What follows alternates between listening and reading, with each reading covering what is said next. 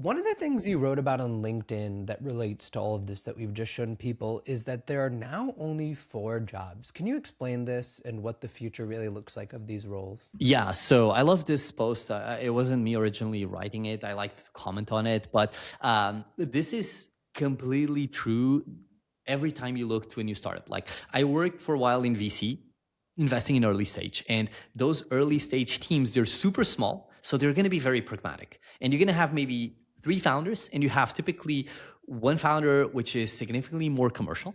You have one founder who's significantly more technical, and you have typically one founder who's significantly more product oriented, right? This is what happens. And if you think about these 4 roles, it's what those founders look like in their inception, right? You have the commercial one, which is the hot one, which is basically guaranteeing that sales are done, marketing happens, you're getting the word out.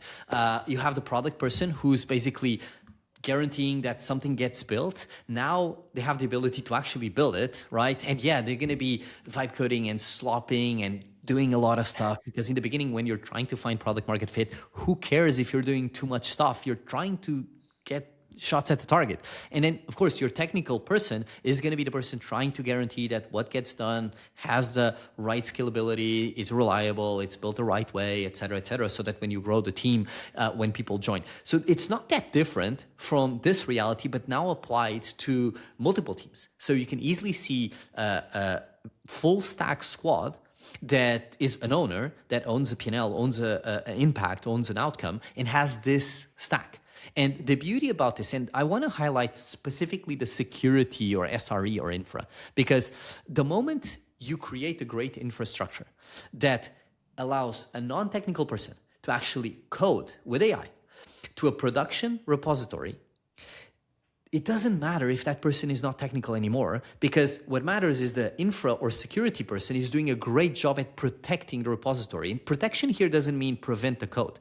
It means new code that comes in needs to go through a bunch of checks to guarantee that when it goes into production is safe. This is literally the same thing a senior engineer does when a junior engineer out of school joins an organization of software developers, right? It's not new. The difference is now the junior engineer is a non-technical person using AI to vibe code a new functionality.